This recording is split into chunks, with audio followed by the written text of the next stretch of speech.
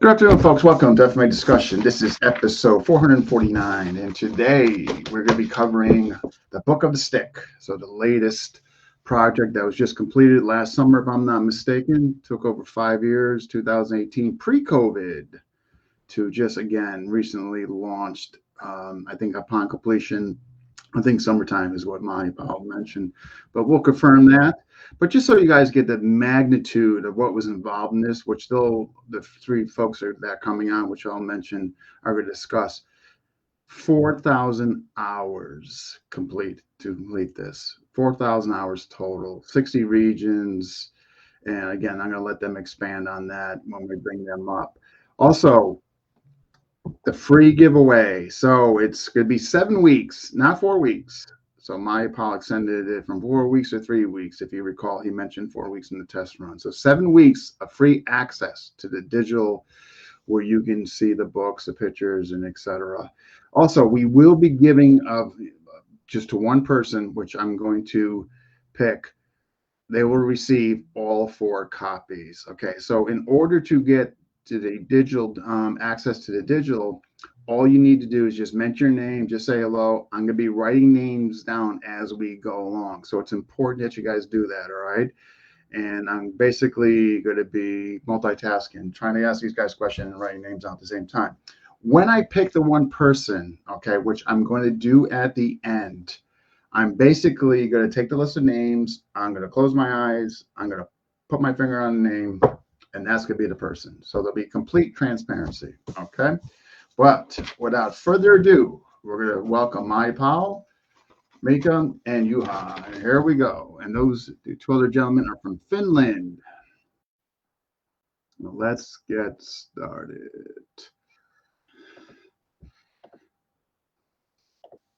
Show and show.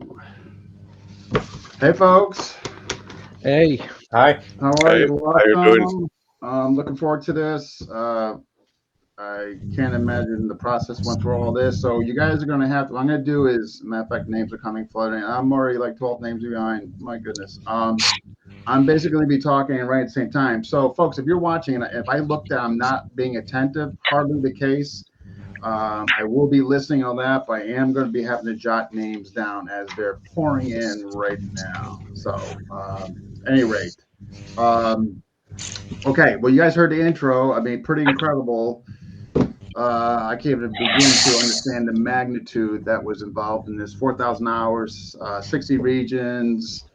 You guys going over the place. So I guess my first question to each and one of you. What was the inspiration and to even begin this labor of love? Let's start with Mika. So, what was it for you?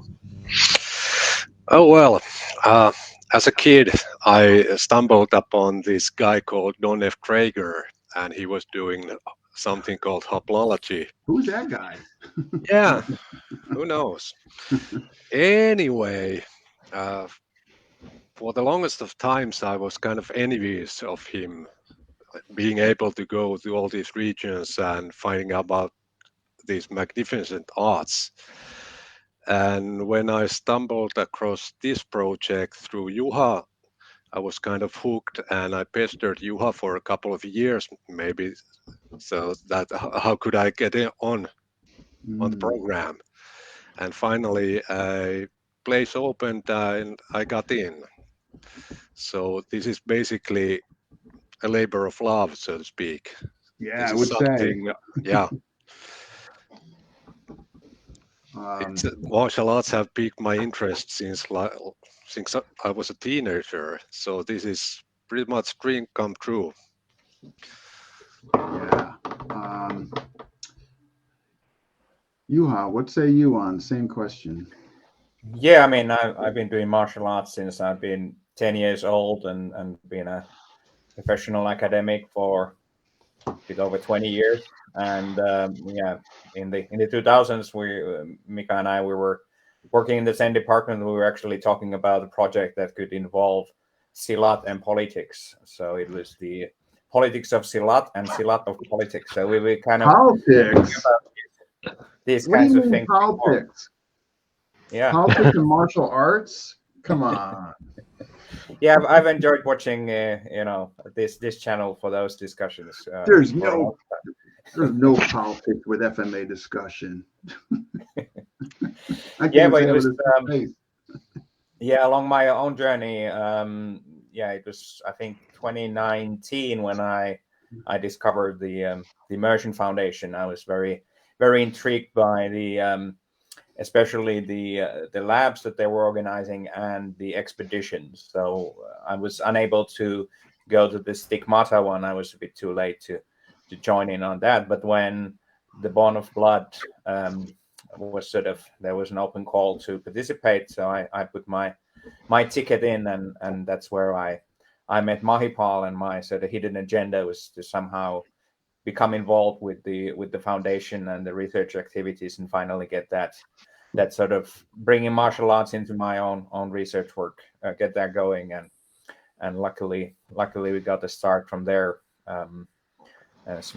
with some other projects, not this book, but I was involved in the previous Strands of Life and Strife, doing some editing and transliteration of some post expedition interviews, and that somehow sort of was kind of my internship into project, and yeah, it's been full steam ahead after that.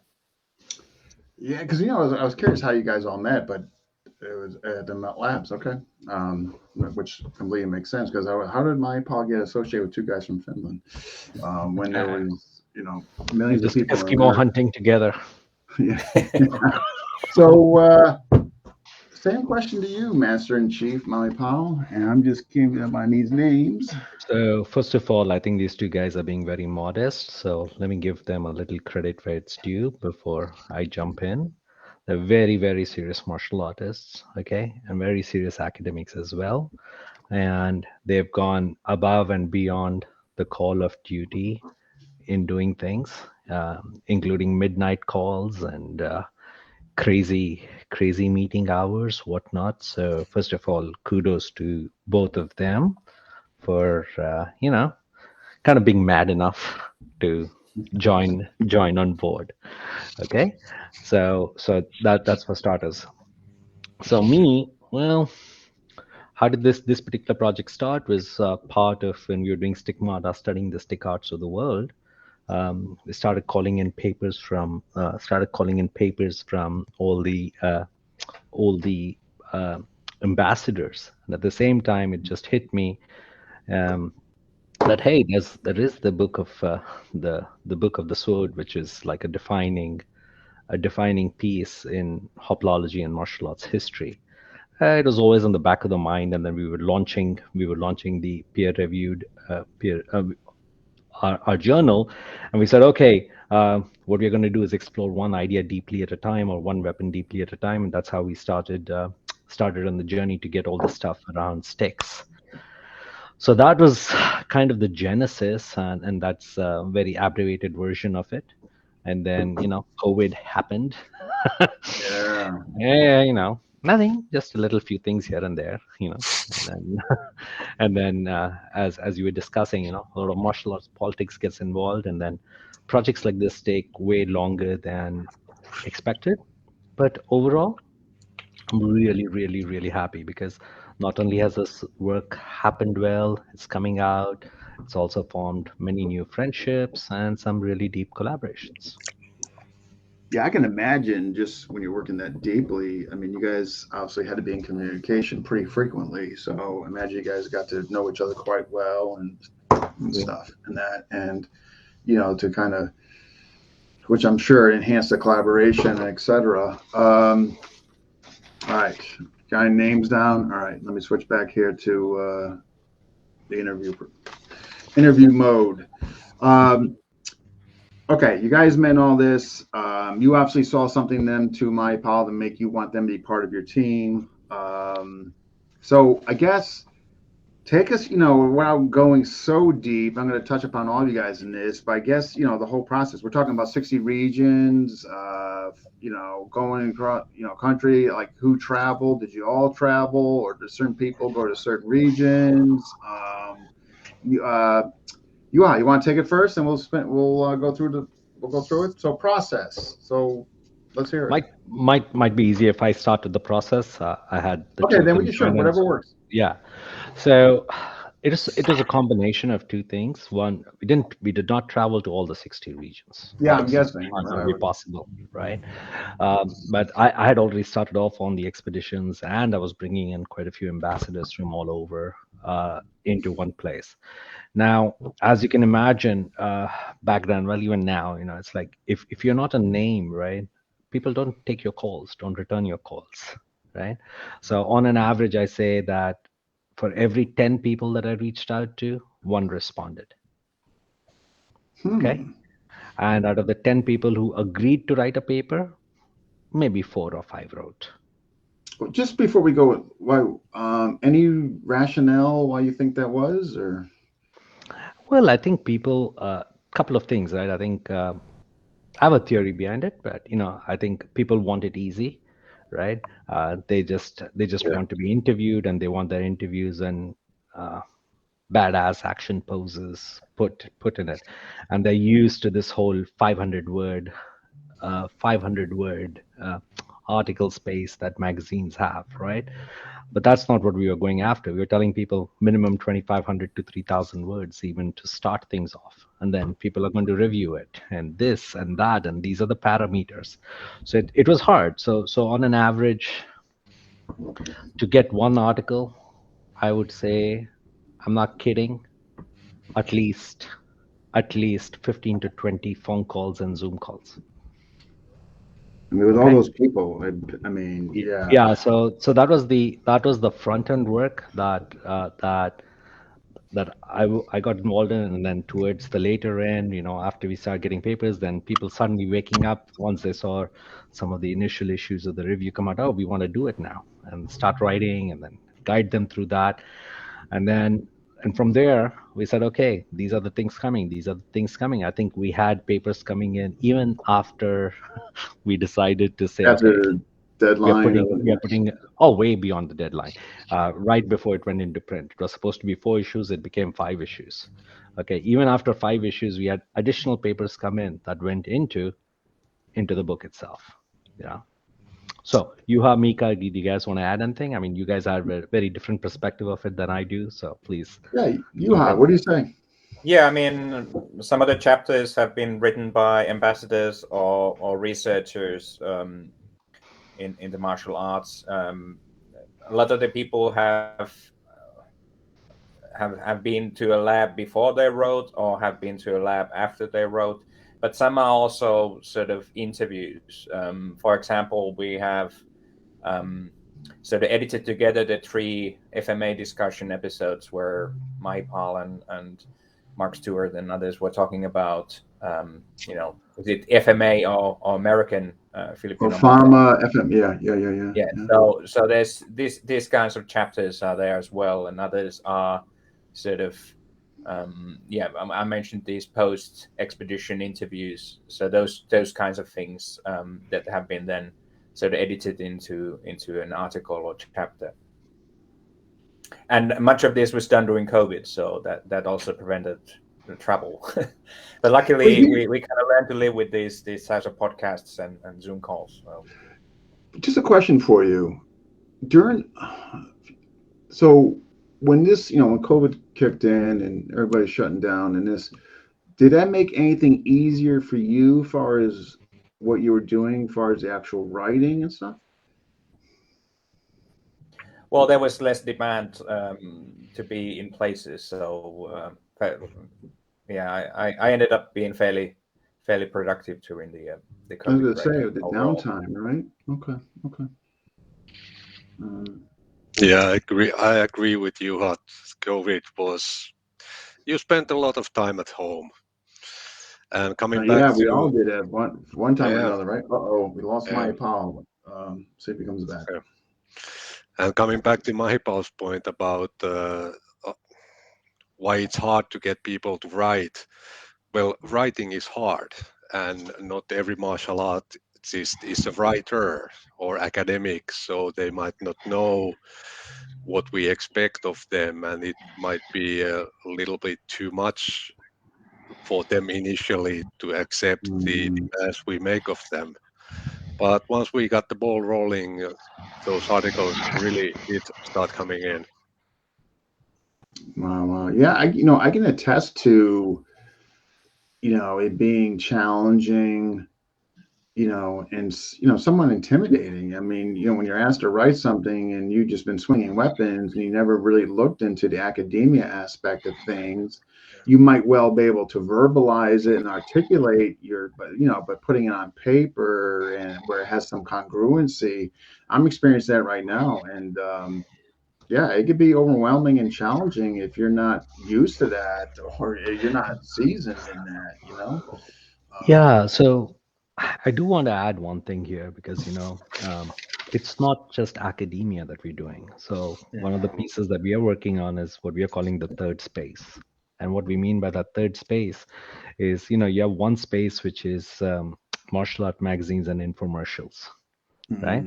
That's what people are used to. And the second space, you have completely academic, intellectual theories and theories about theories, and then theories about theories about theories, right? But there's a third.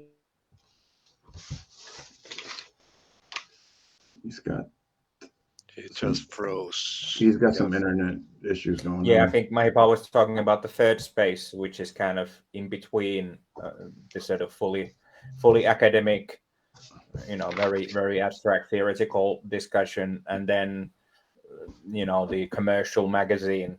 So we want to be neither. So we're in between, where you can. Some of the papers or chapters are fairly academic in the sense that they have literature citations and things like that, but others are just martial arts talking. There's no kind of academic part in that. And it's also kind of the martial arts media field is in flux. So some of the stalwarts in the magazine world seem to be going by the way of the dinosaurs. So actually there is I think a new kind of demand for this kind of thing. I would say to do this kind of journalism. Yeah, I would agree with you. When I look at Black Belt magazine, they went to a bi-monthly release, and now they were just sold, and it's people are not sure what's going on there. So yeah, and the one other important thing, Dean, just to add to what you have said, language is very important. Trying to force a specific academic language on a practitioner, I think, is bullshit. Number one. Number two, trying to have them understand what some intellectuals or some academics have done for the last 50 years studying a specific branch of anthropology or history or physics is nuts. Okay, that's not what it's like. Trying to judge a fish by its ability to climb a tree, right? And many a times the language is a little rougher, but the language also propels them to move in different ways. You're learning a royal art, everyone's very nice and clean, and then you get to say J Lao's rock, it's like, motherfucker, I'm going to crack your head open now, right? And I'm not going to be like, sir, can I crack your head open, please? Yeah, it'll just lose its finesse. So that third space is important. So think about it as having the sex appeal of a high-end fashion magazine with the rigor of science and the scientific rigor coming together. So if you look at the books, they have to be stunning, because the new generation doesn't have been trained out of doing deep reading. So you have to seduce them into doing that deep reading, right? And that's exactly what we have embarked on the journey to do. That's interesting you brought up there, just the initial look that, to generate appeal with the younger. And while we got it here, I got it down here. Let's just show the appeal that you're speaking on, right there. So we'll get more into that, but just again on the appeal. What do hide and hide? All right, so we kind of got over an inspiration. We brought you guys kind of together. All right, let's, I guess, initial process. I mean, I know you guys obviously didn't go to all the different countries and regions. Did you guys each and one of you go anywhere or travel? Most of that was on me on the front end, right? And then COVID hit. When COVID hit, a lot of the travel stopped, but we still kept bringing people in, right? Number one. Mm, And then number two, we had to discover how to perhaps start doing some of this work on Zoom. And, like, yeah. hey, how does this work? 2020, no one knew how to do it right, right? So we were still learning. Literally, the day the lab ended, the day after the Bonner flood ended, was the last flight out of San Francisco. Like that's how close we were to to the whole COVID nonsense, right? And then after that 3 years, there was literally no travel. So most of the work happened through Zoom. Um, it fell most that part of the process fell mostly on me just because we still didn't have Juha and Mika in on board, and I was the Mm, one sourcing, and I was the one who had to sit and pitch everyone and explain to them why it's in their interest. And it went everything from, oh, I'm doing you a favor by writing. And so what are you going to give me to do this? I'm like, dude, this is about contribution. This is about going to a different space. So there was a lot of hardship. Like I said, it's probably out of, I'm not kidding. For every one submitted paper, easily 20 to 25 people spoken to. in addition And to okay. in Um, addition to their ongoing, hey, can we follow up? Can we do this? Can we do that? Hey, you're missing the date. These pictures are not good. gotcha. Can we get some new pictures? I mean, Yeah, the it back and it forth. I can it only made me imagine. it made me a better father. Let's just say that because I learned how to Yeah, parenting. babysit way better. Um, so, all right. So you're in the beginning. So I guess when Mika and Juha came aboard, what was their role initially? I'll let them speak for themselves. Okay, let's hear it. Let them Yeah, go Yeah, I let's first. hear mean, it. we're this sort of co-editors, so that includes reviewing and editing the chapters, and then making, in some cases, making also some editorial comments on some of the chapters, and then doing the of course the full editorial for the book. So that's sort of that's I So guess would be the main role for us. yeah, they're being understated again. They put in a lot of hours cleaning a lot of things up, reviewing, verifying, I'm and then sure. every week, it would be like it would go from two guys and me, then go to Juha. From Juha, it would go to Mika. From Mika, it would go back to Mhm. Juha, and then Juha would send back to me, and then one last review would happen before it goes into the design process. So they're being understated, but they've put in a lot of work through the last two and a Oh, half years. I'm We sure. are we are Finnish, so we are very understated people. I would have said that I just read and wrote some stuff. Yeah, but see, I don't suffer from being Finnish, so I can speak for them. Tell them they did a lot of work. Yeah, I mean, that's just Because I think they do deserve the credit for the work as well, and that's important. unbelievable. I mean, I'm just a couple names came through here, so I'm just getting them down. So I do not miss them or get Yeah, a. another sort of part of this book is the astounding number of photographs. Like in Mm. regular academic publishing, the first thing they say, well, we don't do color. And the second one is, so how many pictures do you want? 4? Oh, that's a bit too much. That'll cost us. And Mahipal, how many pictures do we have in these books? 1150 pictures. Yeah, you would not get an Oh, academic publisher to do that there. You wouldn't get any publisher to do it. When we Yeah. first initially went to Amazon, even though Amazon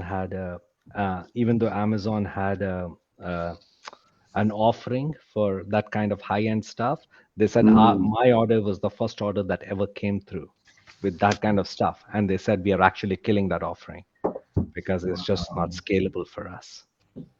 So I guess for the folks that, wow, okay, here we go. He's Mika showing, yeah. I guess for the folks, I mean, the actual process. So, okay, you're getting the information, whether it's Zoom calls, interviews, folks writing up stuff. You're starting to get stuff in.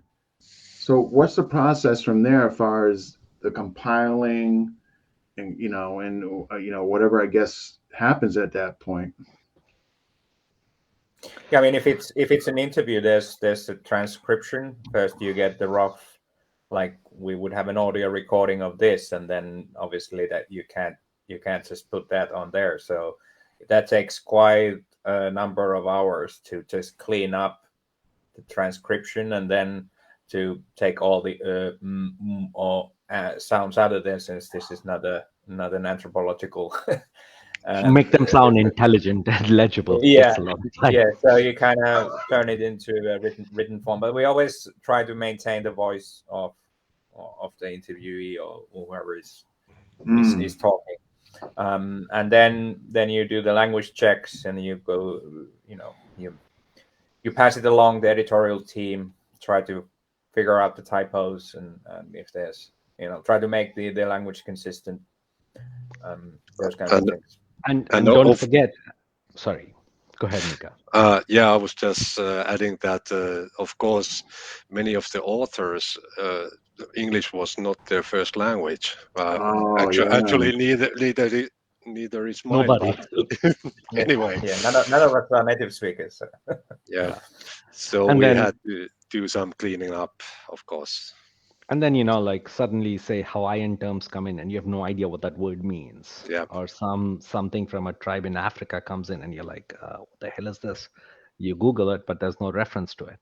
So you have to figure out not only what's the right spelling, what does it mean?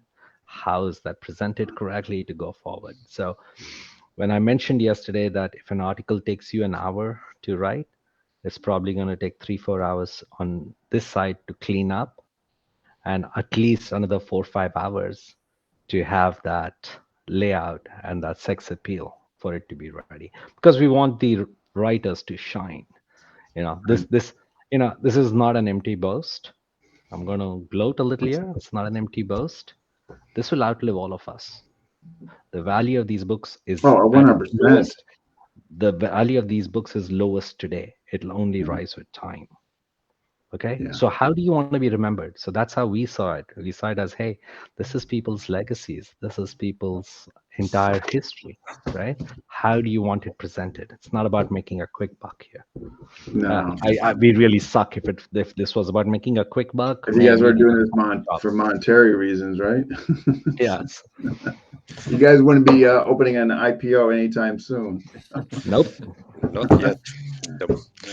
Just one little addition there, and that is also very vital that there are martial artists who are doing the editing, because we are talking about martial arts in these articles. And if you take some basic editor out of the woods, he or she doesn't have any idea what this concept is even referring to when they see the articles. So we need to multitask and be multi-talented or talentless in many different spheres. Yeah, I got quite accustomed to listening to Caribbean accents. Oh yeah, and quite a few hours listening to with those folks. So yeah, next Juha's next interview, he'll have an Indian accent. So when you guys are starting to put this together, did you guys, when the stuff's coming in, is that kind of what maybe dictated or as far as directed you what's going in what book? Is there going to be a separate book that's going to deal with Southeast Asia? Is there going to be a separate book that deals with Africa? Did that, as they were coming in, did that give some direction for that? Quite honestly, we didn't have all our best laid plans went to the waste paper basket, because like I said, 10 guys would say, yeah, we'll do it. And one guy would actually keep his word. One in, right? Yeah. So we had to kind of, as we were getting these things through, we had to start figuring out, okay, how to make sense out of this, how do we put all these things together? And then ultimately we said, initially we wanted to do it by regions, this, that. Then we said, nah, we'll just do it by alphabetical. I don't know how many meetings the three of us spent trying to figure out a way to contextualize this. And then ultimately we gave up and said, just do it by last name. So when you say last name of the person submitting, Yes, or submitting. Last name of the person submitting. and that's what you use for the 4 books, regardless of the system or where it came from, Yes. the continent. Okay. Yeah, I mean, even if it took the name of the art, you couldn't get two people to agree on what the spelling of eskrima So just is. wanted the last person. Yeah, that makes sense. Okay. Yeah. Yeah, I think that was actually in the end quite a good choice because it creates a bit of randomness. And some regions are more Yeah. represented Okay. than others. And it's already happened. We know from some reviews that somebody bought a book because they were interested in one particular chapter, one particular art, and then they were quite astonished at whatever was there, all the other stuff that they had never heard of. So I think that's a good thing if somebody doesn't get the whole set, but goes for something that they will discover, something that they perhaps never thought about looking out for. I think that's a tell great them to get the point. whole set. Tell them, get the whole set. Yeah. Which we're It going to makes go over. But that's a great point, because I'm going to be honest with you, just, slight bias. If I saw the 4 books in front of me, and one was kind of dedicated to FMA and all that, I'm gonna, not that I wouldn't be interested in the others, but I would probably initially gravitate towards the FMA.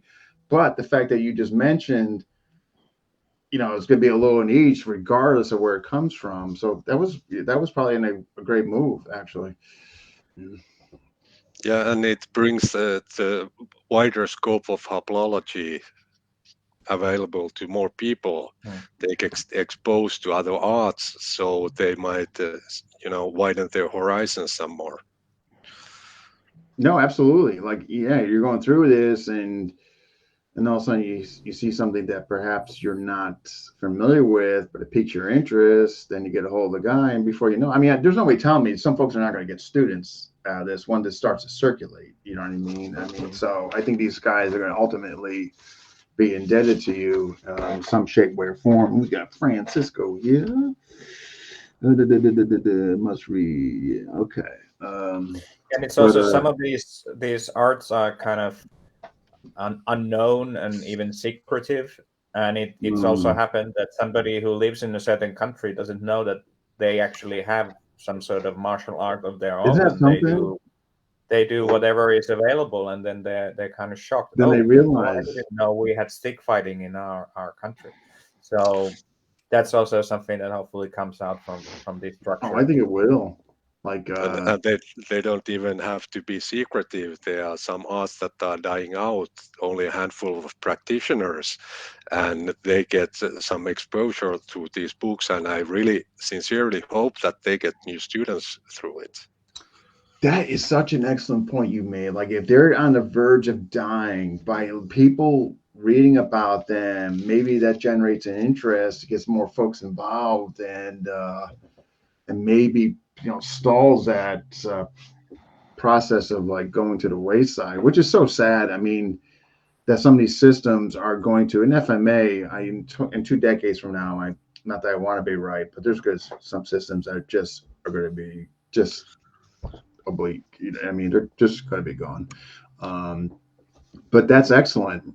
Much to your point, Mika, that maybe give them like a reincarnation, rebirth. So. Go ahead, Mike. And there's one more thing to that, right?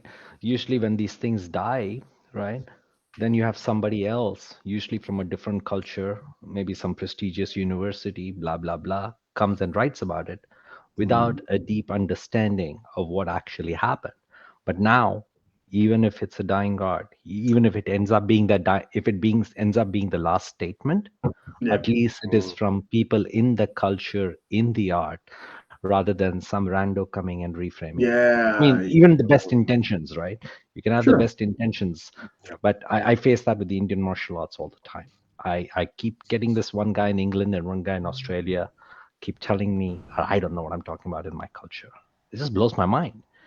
It just blows my mind. And these guys they've spent maybe a month in India, but that's just an example of what happens. So to add to Mika's point, like I said, this is legacy. So this will outlive us. So if it is going to outlive us, right? Yeah, 100%. Whose words should frame the experience of the art. They're relevant, right? Who's alive today is as much your point. Somebody like down the road, for a side project is talking about this, but didn't spend a day even training it or what have you, or even talk to the living folks that were training it. So absolutely. And it's a lot easier to write about stuff when they are dead because you have nobody objecting to it. It's a lot more. It's a lot harder when you're dealing with somebody who's alive and who actually loves that art. And then there is they're going to be more passionate about it. They're going to give you, they're going to be such a better resource overall. Okay. 60 regions. I know that. Obviously, I know you guys didn't go anywhere. Mahipal, what regions did you go to? Well, Portugal, Southeast Asia, Okay. Caribbean, side trips across the southern parts of the United States, Mexico. All right. So quite a few even before COVID hit. And then don't forget, it's not just about going to the regions. I bought so many of the guys in here for the first time. From the immersion lab, the there's some are already there. Gotcha. Okay. Right. Okay. Like Same for we you, bought the Piper guys in. We bought the Rongomomo and the Maori guys in for the very first time. We bought some of the Mexican underground guys in for the first time. It was the first time Jogo de Pau was shown in North America. So there were so many arts that have never seen the light of the day in the United States. We brought them in. And one of the things that we do is also this idea of a reverse expedition, right?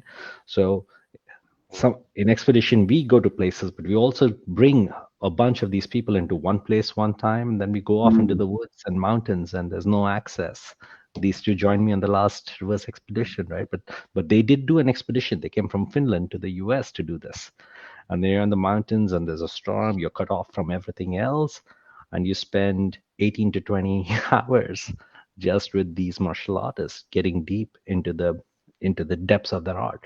Now what happens here is something very interesting. You just do seminars. People know how to present for 2 hours, 4 hours. You have your shtick. You have your shtick that works, you stick with your shtick. Okay. Yeah. But if you and I are locked up in a mountain cabin for 18, 20 hours a day, without 8 electricity days, to and no electricity, and it's during a cold. storm. Yeah, and trees are falling. You really get to know each other, and you really get to know. I would say, whether you like to or not, or want to or not, right? No escape. It's like you're not going anywhere anytime soon anyway. How about for you guys? Do you guys get to travel anywhere? Any of the regions, the 60? No, I think we just attended the labs and the sort of the reverse expedition, but hopefully with the next projects we'll be able to. Yeah, they did travel from Finland to the US. Don't forget that. For the lab. That takes only 24 for the hours. labs and the expedition, for the reverse expeditions. Yes. Gotcha. And we got GM Ray Flow here. All right. Got your name down, GM. All right. 2018, 2023, close to 5 years. Just recently got done. Sounds like in the summer. October. Issues, complications, challenges. I'm guessing there were a few. So, Mika, what were some of the challenges that you experienced in this? I'm not doing this as my day job, so time management is something that I ran up against quite many times. But I don't know. I enjoyed the whole process. Of course, the deadlines.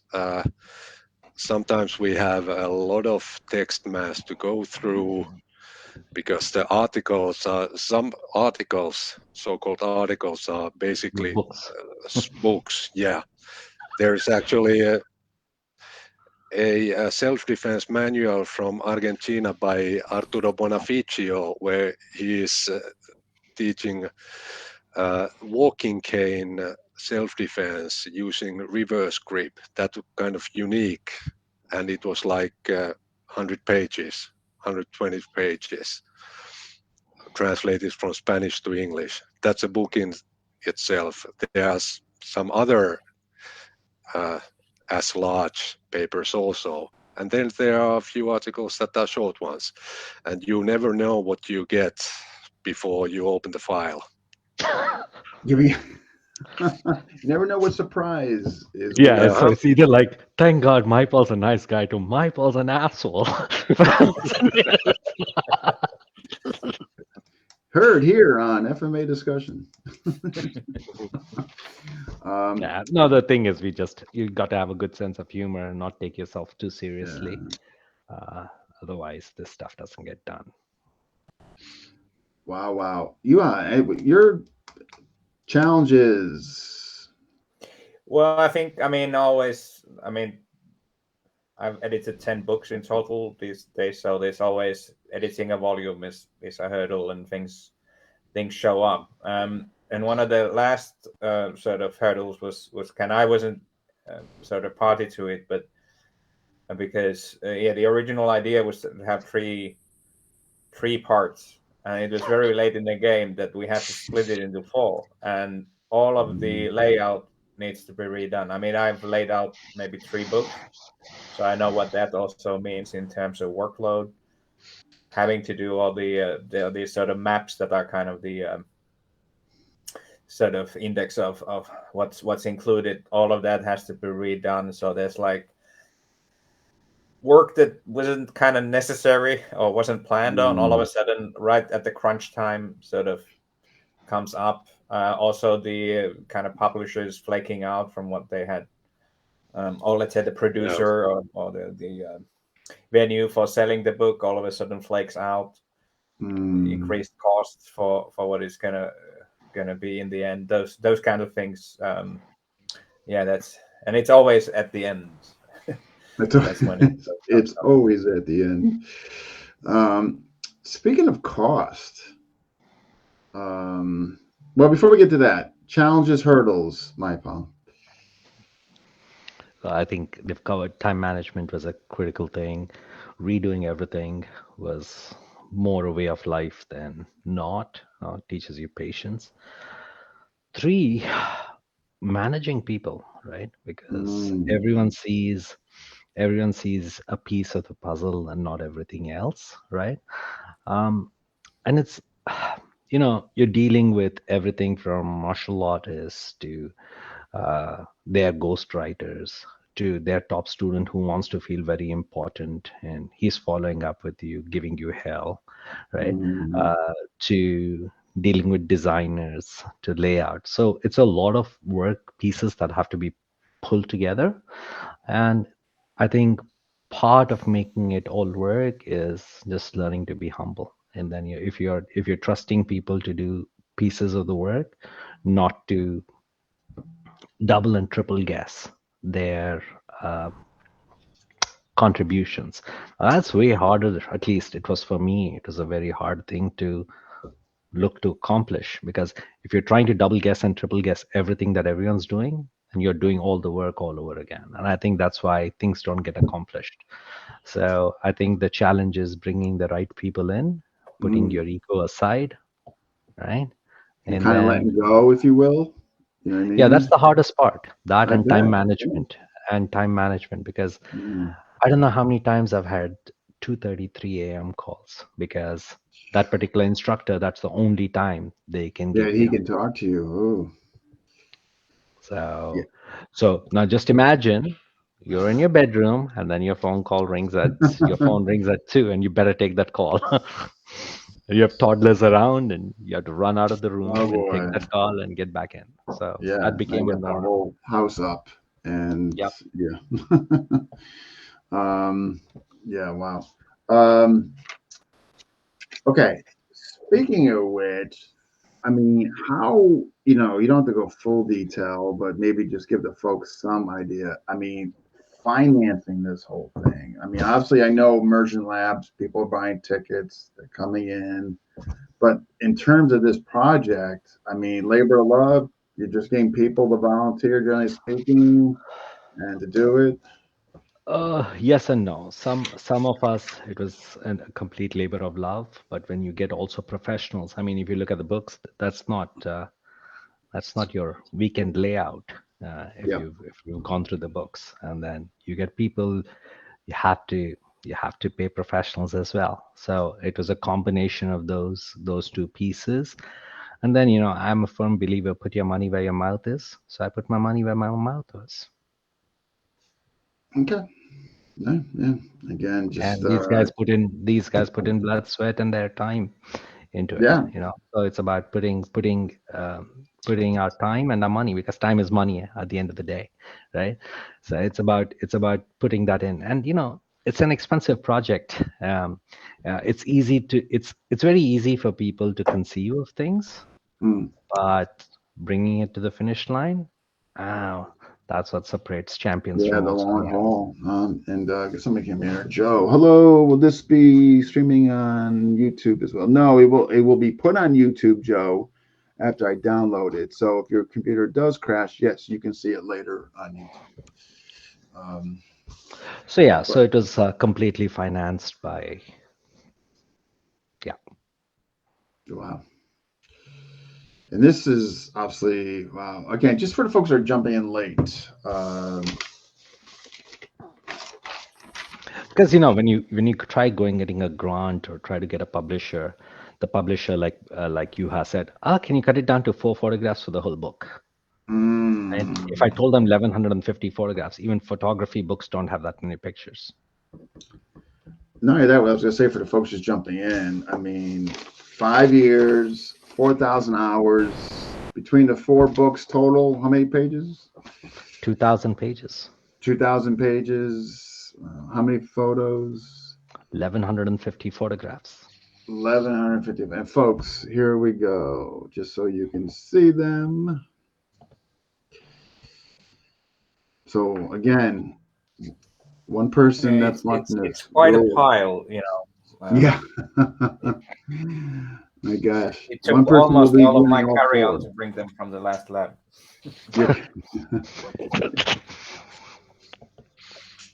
So one person will be winning all 4. They're gonna pick a name.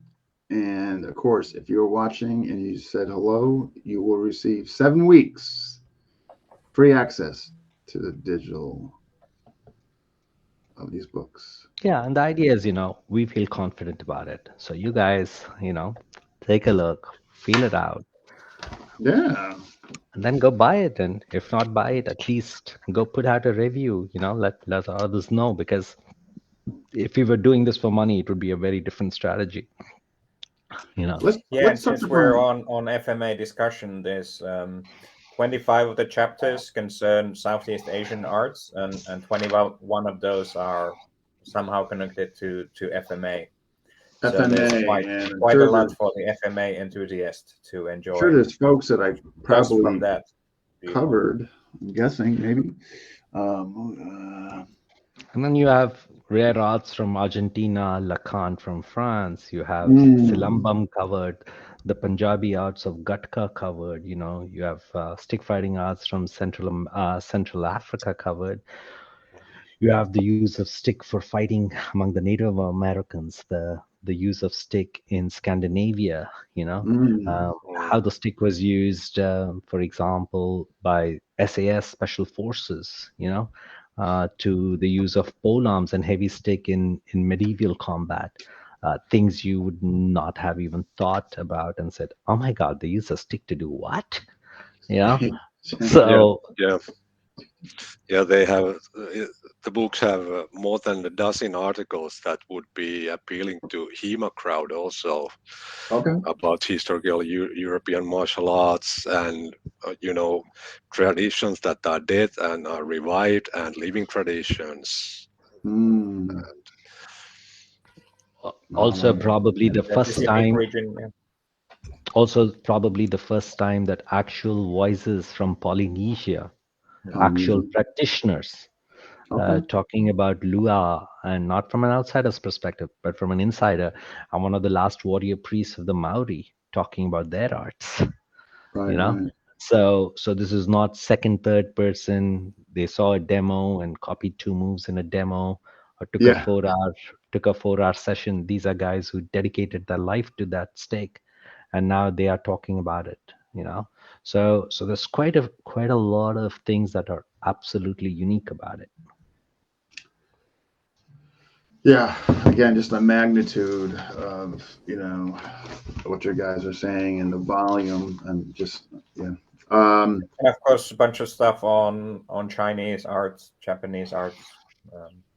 Yeah, probably one of the first times that the oldest Japanese, one of the oldest Koryu, Katori Shintoryu, they came out and wrote about it, right? And they also attended the last lab, right?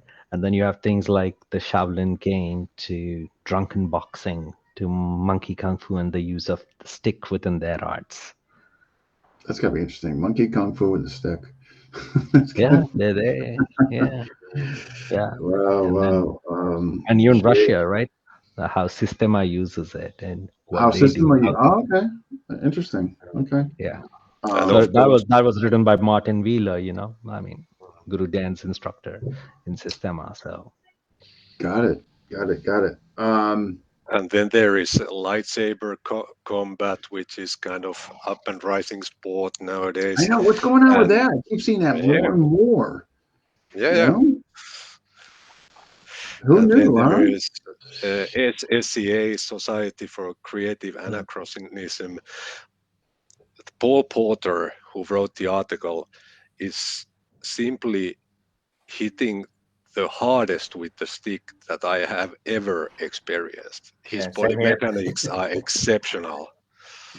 I have been hit by just about everyone, and I've not been hit as hard as by Paul Porter. And what system again? SCA. SC. He's basically it's medieval reconstruction of medieval combat, and these guys have armored created their own combat. system. Yeah, Full content So his- armored combat. And the It's a stick system. is how long or how big? Doesn't matter. You could give him a short stick, he'll still hit you like, oh my god, No I kidding. want to sit Wow. down and cry. Yeah, I mean he's sort of a senior artist and maybe isn't able to stand for so long, but man, is he able to hit? Yeah, obviously he's generating some good momentum. I mean, power, right? He's in his late 70s, man, and he was knocking all wow. of us down. That's Yep. wow, incredible. So define moments for each of you, like whether it was an interview, you're reading somebody's contribution, somebody you met, each like a defining moment that just resonates with you and something that you won't forget. Who wants to go first? Mika, go. Okay, yeah, why not? I kind of alluded to it already. Paul Porter, he was really an exceptional experience for me.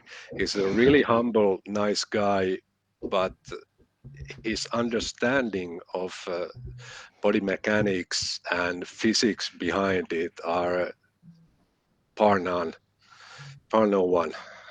Wow, interesting. And where's he located? He's in Oregon, and just Oregon. a side note, he was extremely influential in the development of Stockton Eskrima, but that's for another time. Okay, I'll Okay. just leave Okay. it there. He was extremely influential in the development of and working with Mikey Inai and Eskrima, and then fighting the early Stockton guys. So that's a different. I don't want to side rail this conversation. Yeah. I'm writing it down. It just seems interesting. Yeah, for me, sort of also an experience from the labs was meeting with Maya Söderholm, who's sort of Sonny Umpad's Yeah. student, and we have this Finnish connection because she has Finnish, she's half Finnish, and yeah, we met at the Born of Blood, and then after COVID ended, I was able to host her at our dojo, and which is quite Okay. special. Sonny Umpad system had never been to Finland before, So that also sort of shows how the labs and these connections sort of create Yeah. new opportunities. And there's an article by Maya in this book as well. So Nice. What okay, for you, Mahipal. For me, it was realizing that a mad dream can be accomplished, and that with enough humility and with enough love and putting your money where your mouth is, both literally and figuratively, you can Mm, accomplish things. And I think the problem is that a lot of people say that, especially in the martial arts, to sound enlightened, and very few actually walk that path. And even if somebody is walking that path, the first question that comes up is, what's his game? What does he really want out of this? mm, What's behind it? So overcoming that, the first few years are rough because everyone's like, no, what's your game, dude? What's your game? And I'm like, I don't want anything. Yeah, this is all I want. But I think I think we started to see that shift in people believing in it and doing things back for mm. the old reasons, right? And I think Mika and you have also seen that development, in the labs and whatnot. That for me has been the most fulfilling thing because Okay. it just shows that this is possible. It doesn't have to be just talk, and hopefully we are nothing but just foundations, and that there'll come a generation and people who will stand on our shoulders and achieve far greater things and far bigger things. That that'll be even more fulfilling. Yeah, yeah. I mean, that's overall feedback thus far. How's it been? Juha, overall feedback. Well, I guess it hasn't been out for that long, but I mean Yep. the reviews where I've seen sort of have emphasized that this is such a massive survey, covering so much that has never been done before, and also this particular review where someone was, I think they wanted to look at one particular style of stick fighting that there isn't so much Mm. material available, and then they kind of discovered all the rest that was there. So I found that very very sort of rewarding, to learn that someone had kind of discovered something that they weren't aware of. Awesome, awesome. Mika, feedback thus far? Uh, I have pretty much nothing to add to Juha's points because this has been out since what, late October. Mm. So the time frame has been really short so far, but the things I've seen have been positive. And just to add one point about, you were asking about what were the sort of defining moments for Yes. me. It was seeing Yeah, these I bet. The these final, made it reality. So yeah, far, I was not able to comprehend of what kind of project I'm a part of. But after seeing the stack the of finished books, product. it kind of, Show them yeah. again for folks jumping in. So folks, if you're watching, this is the actual four books here. If you look at your guy's lower left, my lower right here, again the four book volume, and which is currently available on Amazon. Am I correct? So we decided to have two versions of it, one black and white, so that a lot more people could pick it up, and Mm, that's available on Amazon. okay, Four volumes is just $150 for 2,000 150 for the pages. four. Okay. Yeah, and then the color hardcover copy, which is basically a coffee table book that would, kind of like be a National Geographic of martial arts. Mm, That's just $300, and again, it's nothing. Uh, color, and that's the I, color I edition. I literally want to make $1 on on each set to say I made a buck. you know? Yeah, So and that's that's that's through the goal. you. Huh? Yeah, They that you that's just, if you want the color copies, write to me, and then we'll get that to okay. you. And like may I answer the question on the reviews, because Sure. I did have quite a few. I'll just sum it up with one small example, and then I'll leave it at that. Mark Denny, Crafty Dog, calls me. He's like, "This is freaking amazing. Thank you." And he's like, "Can you ship a copy to Guru Dan for me, please?" Does that sum up the review? Yeah, I would say. Yeah, enough said. Yes. You know. Yeah, So, Mark Denny has several articles in this. Yeah. Oh, Mark. I bet within there. Yeah. Yeah. So, but essentially, like, and then, I was talking to another very, very well-known dog brother, very, very, very well-known. I don't have his permission to use his name, so I won't use it. But he was there right from the beginning. And he even put on Amazon, he said, this is the new standard for martial arts literature. And this is his everyday reading. That right there is just as epic as what you told me about Mark and Dan, to be honest. The new standard. And Renee's got a question. Are these books on tape? What do you mean on tape? Audio? The audio No. books. I'm going to guess audio. I'm going to guess. No. Okay. Like Kindle or something? Okay. Yeah, you could get it on Kindle, but it's not on audiobooks now. I mean, Jesus, can you imagine a 2,000-page thing being read? That would be long. Yeah. With different accents also. Yeah. Okay. So, future for you guys. I mean, obviously, you guys do some pretty incredible work together. I'm sure you guys collaborating for a future, or we're keeping it top secret for now. No, I'm tired of these guys. You're tired of those guys, yeah. If I don't see them until next birth, I'm good. Yeah. Whenever I edit a book, I always say never again, but I've done 10 of them. Never again I'm going to do this, but the phone rings and you're jumping aboard, you are. Yeah. Yeah, I mean, again, when I hear 4,000 hours, it would make me want to hide under a bed. Let me see. And I mean, there's one thing I would want to say. You're seeing 3 faces, but there are at least 3 other faces that you're not seeing, and they're remaining unnamed for their own reasons, and they put in a lot of time. And it's a lot of people who put in a lot of work. Even the authors and writers, many of them had never written anything before.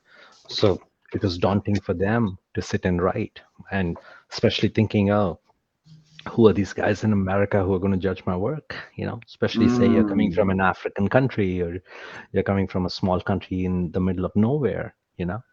It takes a lot of freaking courage to do it, and they put in a lot of hours, and that should be acknowledged, right?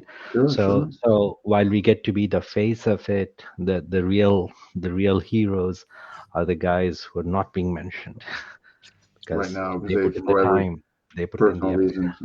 like the layout, man. You think the layouts are easy? Oh my god! I couldn't even imagine. No, I'm gonna absolutely not. Yeah. So it's. I think I speak for both Mika and Juha as well here. That there are a lot of other heroes that contributed a lot of work into this effort, and they total deserve the chapters of all 4 books. I'm sorry. Total chapters of all 80. 4 books. 80 chapters uncovering stick fighting systems all over the world. Wow, 80 chapters. That's amazing. It could easily be 10 books. I'm not kidding. This could have easily been a series of. So So when you say easily 10 books, you mean like you actually turned content away, or there was quite a bit of content that I personally turned away for many reasons. That's number one. So it would first pass through me before we start getting other people also investing time and effort in. But then also, like you had Mika had mentioned, the Argentinian system. That's a book by itself. There was a paper on the Tabosa Escrima. I think Maestro Richards on the Collier. That could have been a book by itself. The stuff on Dog Brothers could have been a book by itself. So there are many things that were so detailed, and then 2-3 articles could come together and say, okay, this is the Visayan book, or this is the book from southern Portugal. You could have done that and marketed that way to get more copies sold of individual little pieces, right? But what we wanted was to make sure that people understand, hey, this is the state of stick fighting in the 20th and 21st century. Right. Get it, buy it now, keep it. You're going to reference it, I promise you. Yeah. And folks, again, if you're jumping late, 7 weeks just for saying hello, free access to the digital of all these books. Yeah, and as to the question itself, I mean, there are many ongoing projects, but I guess it's up to Mahipal whether we're able to say much about them. But this is not an end. This is just one step. Just a beginning. It's the Strands of Life and Strife Volume 2, and there will be more Strands of Life. I hear that's just the beginning. That's wow. That's so it's also like if anyone listening to this now or maybe later on YouTube is interested in this kind of work, I mean, please contact Mahipal and the foundation and see if there's something you can contribute. Yeah, for sure. I mean, I just got another name coming. So, I mean, again, for the folks that are jumping in, 80 chapters, 4,000 hours, 60 regions, 77 contributors, 5 people on the initial editorial team, two blind readers. Wow. I mean, it's just amazing. I don't know how many time zones. Yeah, all of them, pretty much. Yeah, all of them. There you go. Yeah, truly global.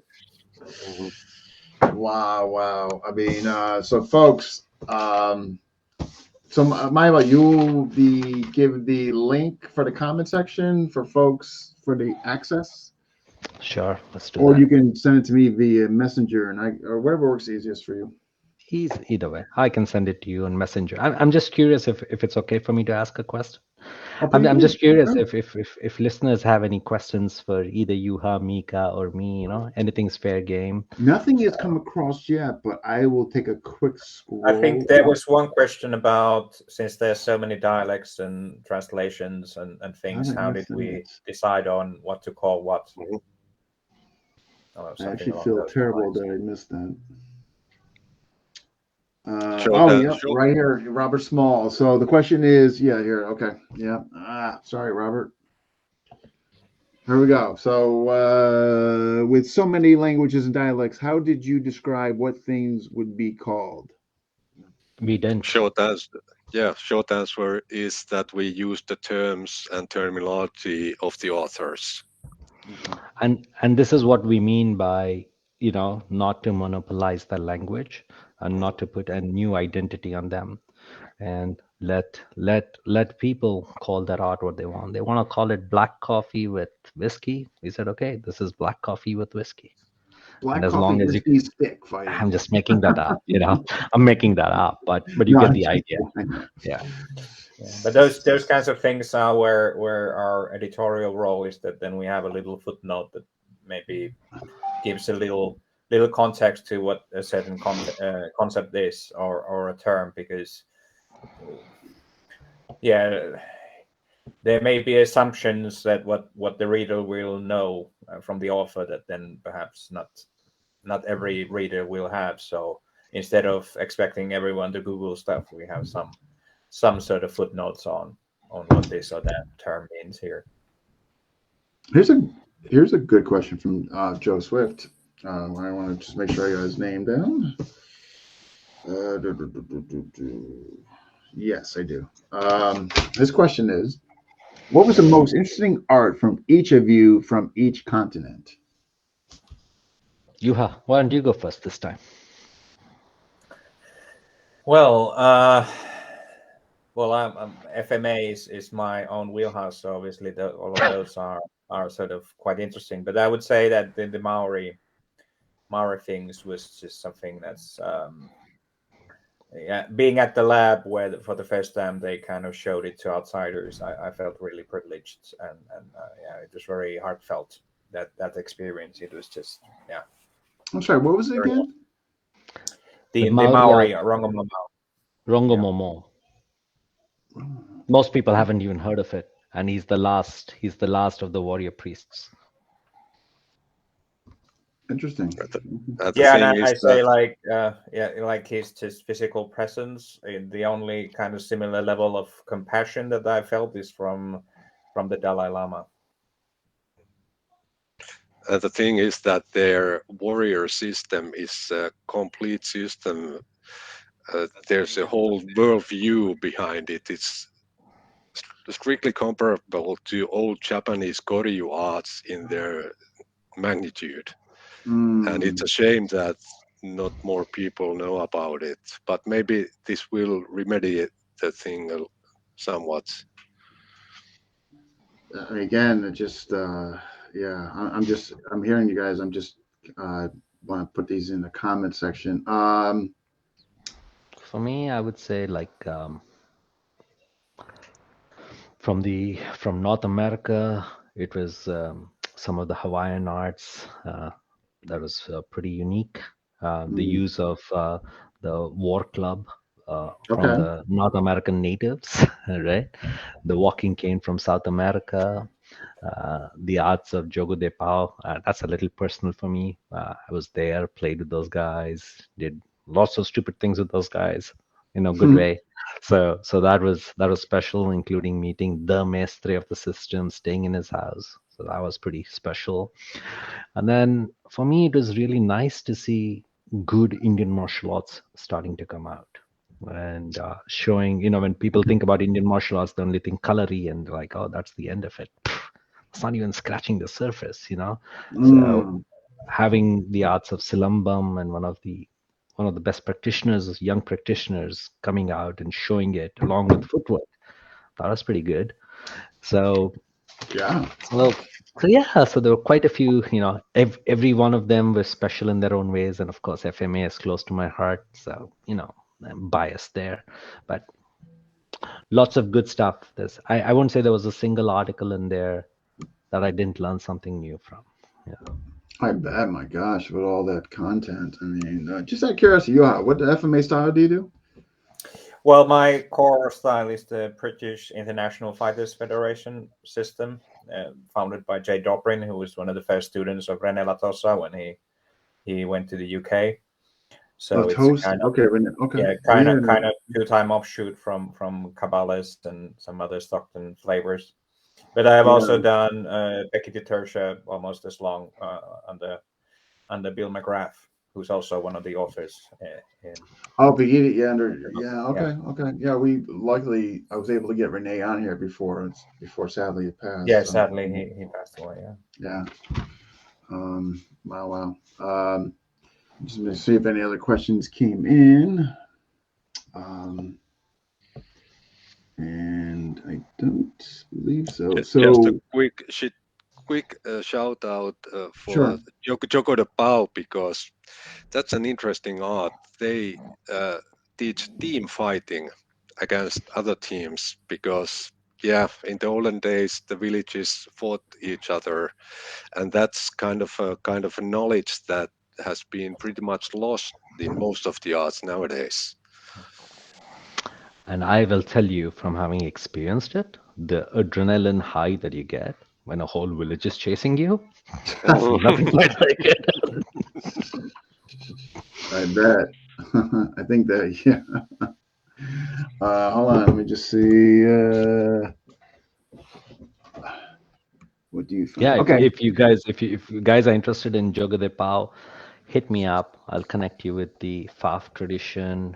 You can also find him on Facebook quite a lot. He goes by Pedro FMA and Oscar Cuna. Really, really amazing guys. Absolute gentlemen and guys you would if a fight breaks out, those are the guys you want on your side, Those are not the guys against you you. want behind you, right?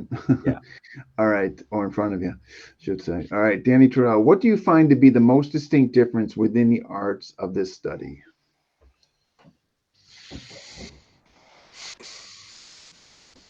Yeah, I think there's many ways to slice that cake, but Mahipal, do you want to take a first crack? So the length, the thank you, Juha. That was a nice pass, you huh? Yeah. I'm a professional. Yeah. Just under the bus. Yeah. So the length of the weapon, number one, the weight of the weapon, the territory geography you're in, right? Whether you're in flatlands and sub-Saharan desert or in marshlands, whether you're doing this standing up or you're doing it in cavalry formations, right?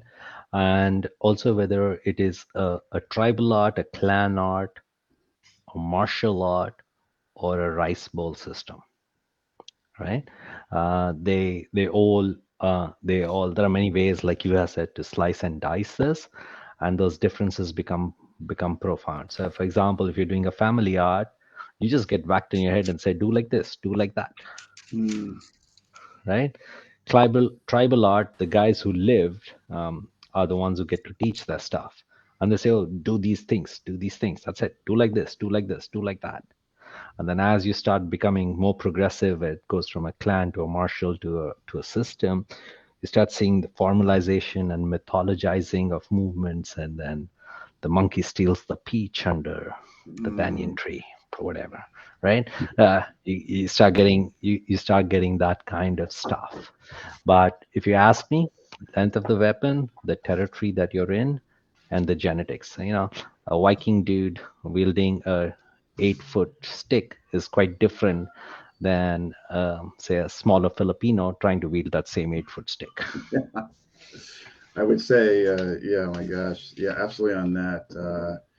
Yeah, also Wow. I would maybe add that whether you're talking about professional military actions with pole arms in units, or whether you're talking about defending yourself with a cane in Argentina in the 1930s, or whether you're talking about sport today with specific rules that your stick needs to be positioned in a certain way behind your back in order to get the point. Those obviously, then of course you have the Japanese traditions of war fighting and so on. So I think that also makes a big difference. The sort of social context that you're talking about, sports, self-defense, or warfare. Nice. There's a question, what's a rice bowl strategy? Oh, that's the use of chopsticks. No, kidding. The rice bowl strategy is where they've become professional martial arts teachers, and a system that could have been learned in 6 weeks to 6 months. Now you spend 25 years, and even after the 25 years, if you have a falling out with the teacher and you haven't paid him, oh, I didn't teach him the real thing. Yeah, it was just 25 years of weekly lessons. Okay, Robert Small. Interested in what tribes you referenced, far as the natives, far as in America. That was actually sort of what's it called?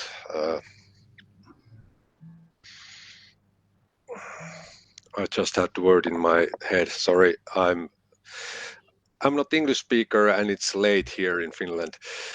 It's a survey article about Native American arts, both North and Southern American native arts. So it's not describing use among certain tribes, but taking the whole picture during a longer time period. Correct. Okay. So they looked at about 150 years of use of Yeah. the war club, and across not just the United States but also Canada, and what were called the new territories, and what were the patterns that they observed, both from living traditions within certain tribes and also historical documentation that they found in and that were referenced to say this is what was found from here, here, here, and here. Yeah. just amazing. I can't wait to get them. I already got it's on my Christmas gift list, so I'm looking forward to it. Reading them again. Just can't only imagine just the process of this. So, folks, if you happen to jump in late, you see the links here. Again, 7 weeks of free access. And the links were just posted by myself. Also, I will be picking one person who will receive all 4 copies. Right here, I will show it again. So one person will receive all 4 copies. So again, 80 chapters. How many picks again? 1,000? 1,150 pictures. 1,100. Okay. Wow. Closing thoughts for you guys. Man, you guys got to be happy with what came out, the final presentation. I mean, you guys got to be happy, proud. I mean, just all the above, right? Pretty much, Yeah, yes. I mean, there is this, you have a T-shirt where you have cat happy, cat sad, and so on. So there's the joke that Finns, it's this Finns are the cat. So Yeah. this is us being extremely related.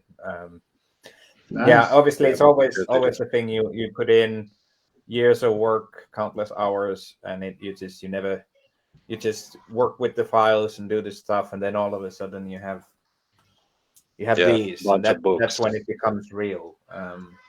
Yeah. And obviously now people will get to enjoy it, and that's where the real treat is in other people getting to getting their hands on it.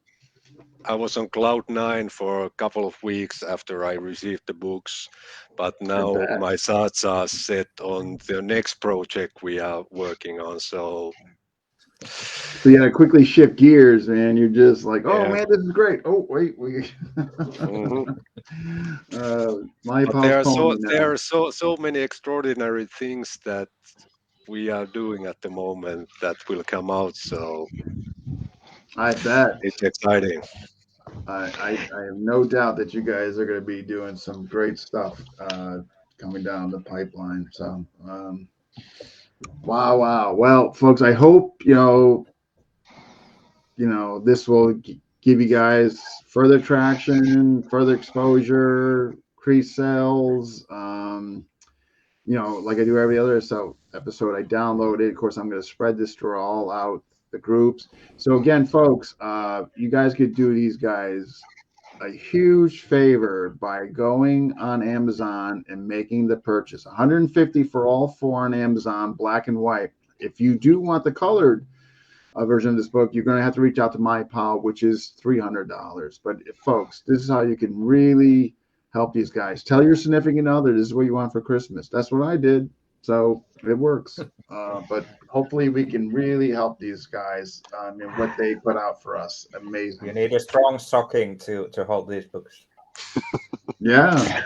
Kevlar and quite frankly, honestly, and I mean this from the bottom of my heart, more than us, there are so many people in those books that deserve the credit and that might open those doors for you that you didn't think was possible. Okay, it might be the start. A good book should be the start of a new adventure, not the finishing of knowledge. So may these books be the start of many new adventures, and that's how you should see it. So you're paying that little money for a joyride. Amazing joyride. I think we mentioned early on in an interview. I think it was Mika brought up, like, this could halt or stall like systems that are on the verge of dying out. To me, that right there is like so important. You know what I mean? That maybe it brings something back to life and stops them from going into being extinct. So I think that alone is fantastic. And some of these guys obviously could get students out of it, just exposure. So I think you guys have done a tremendous thing for the overall community on this. So I salute all of you. Wow. Closing thoughts from you guys? Well, this is done. Now on to the next thing. On to the next wing. No break, all that. You put in the grinding. All right. Yeah, If our no closing- next meeting is on So, Monday as usual. Yeah. so jokes aside, I think too many of us take life for granted, and sometimes you come face to face with reality and you realize what an incredible gift life is and how little time we really have, and we put off until tomorrow and whatnot. And we all have challenges. I find it incredibly hard to read these days because of trouble with my eyes and things like that. But you got to keep moving, and because before you know it, this ride is over. So go. There's that teacher that you want to meet with. Go yesterday, because you might not be there tomorrow, or you might not be there tomorrow. How many people we missed out already, right? Thinking that like, oh, next year, and there's no next year.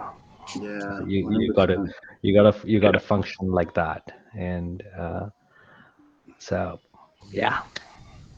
don't wait, guys. That tomorrow, that it's not there. Well said. Mika, any final closing thoughts? Just to think that these martial arts are such an important part of our cultural heritage that it's a shame that they seem to be dying out little by little.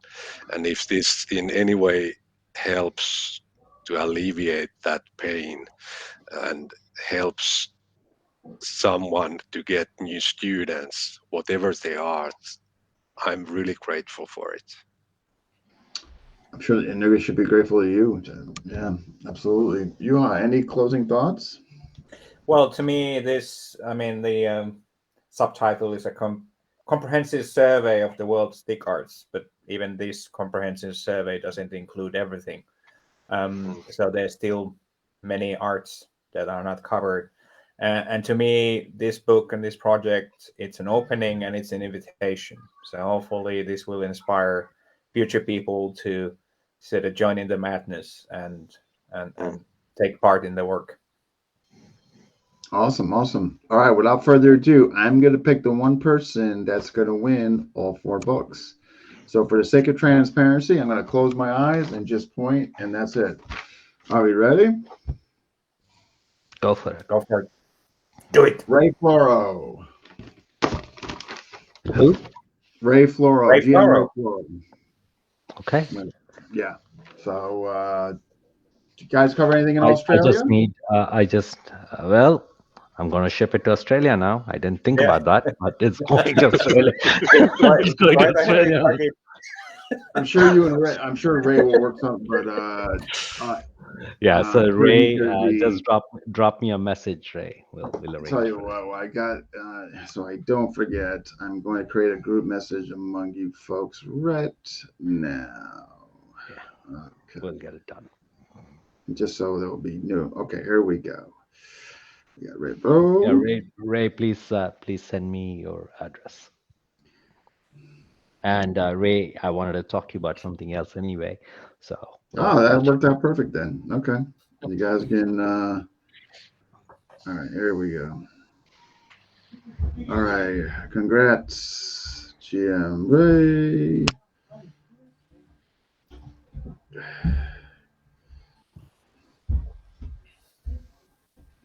You won the 4 books. Awesome. All right, I just created it. All right. Awesome. Well, guys, hey, I really appreciate this. I was happy to do it. I'm glad Mahipal reached out to me, and I'm glad he brought you guys on board as well. We were originally just going to be us 2, so got a chance to meet you guys, and hopefully, please stay in touch. I mean, I wouldn't mind bringing you 2 on, maybe the show cover Finland FMA. You know what I mean? So you should. These guys would be a great resource. I'll bring you 2 on and enter the torture chamber. There were some colleagues from Helsinki joining on the live broadcast. So, and then I Backstabbers. I can be in the audience and heckle them. I promise I'll make it painless. I won't bring politics in there, and but yeah. So a matter of fact, I'm gonna write this right down. Mika and Juha, Finland, FMA. Always looking for folks. There we go. You should, Okie dokie. Dean. You should bring them. You should. Bring them on. It's going to happen. Matter of fact, this is going to happen realistically. I could probably even get it done January, latest early February. You should. You should get Yeah. them on. So consider you guys to come on pretty soon, and we'll talk about Finland FMA. All right, folks, if you're watching, yes, I will be putting this list. I will be sending it off to Mahipal. Just give me till tonight. It's pretty extensive. I want to say it's probably like about 40 names on here. I'm going to have to send to him. So just so you know. You anyway posted it. You posted on the. You posted it in the chat, right? Correct. Yeah. So yeah. Oh yeah. You know. Actually, perfect. They could just ask. Perfect. All right. So what we'll do is anybody if comments anybody has late, trouble, just if anybody has trouble, ping me. And then guys, can I ask you all for one favor, please, if that's okay? Okay. This is really a labor of love. This is for the whole community. So if possible, go post about it, or you guys can see the work on the digital piece. Go leave some feedback on Amazon. And again, it's mainly so that some of these arts that are on the verge of disappearing, maybe they get a second chance. To me, that right there is so awesome. Right there, you know, some of these things possibly going extinct. But awesome. So yeah, what I'll do is I'll monitor this because anybody comes after the show, we'll make sure. So I'll keep an eye on that. So basically, I'm going to tell you what I'm going to do right now. I'm going to put a comment. Ends now. So anybody putting after that, not that it'll matter, I guess. Sorry. Yeah, I'll write it later. It's not going to matter. But at any rate, yeah, thanks. I think it's very generous for what you guys are doing. Appreciate it. And I look forward to getting my copies and checking them out. So also I'm going to be in touch with all of you, Mahipal later, and again, it was really nice meeting you, Mika and Juha, and I'm going to see you guys for a future episode. Right. Good. Yeah. There's always the before and after with these things with Mahipal. But yeah. All right. All right. You guys take care. Have a good one. Yeah. You too. Bye-bye. All right. Bye-bye. I got you guys. Let me see here. All right. Okay. All right, folks. That wraps up 449. Yeah. Man, 7 weeks of those digital download. Pretty exciting, right? And again, if you need to see them again, there we go. Okay. If you order them, that's what you'll be getting. Again, $150 on Amazon. All right. Check it out. Who is next? Oh, Sunday night test run trio. Glenn, Francisco, and the other name is escaping me, which I feel terrible right now. And I'm going to try to locate it by the text that they sent me with all three of them. Bear with me. But anyway, the test run is going to be Sunday at 8, if I'm not mistaken. Clark is the third person. And Monday is going to be the actual episode. So we're going to have three of them on. It should be pretty fun and entertaining. But yeah, all three from California. So, and sounds like they all dibble and dabble with a few different things. So it will be a California FMA Fest. Test run Sunday night, 8, episode 450, believe it or not, Monday. And you'll see the flyer posted in FMA discussion. All right. But anyway, folks, try to support them. Pick up those $4, $150. Tell your significant other that's what you need for Christmas, okay? And if I don't talk to you guys, I'll see you hopefully Sunday night for test run, episode 450, Monday. All right, folks. Be good.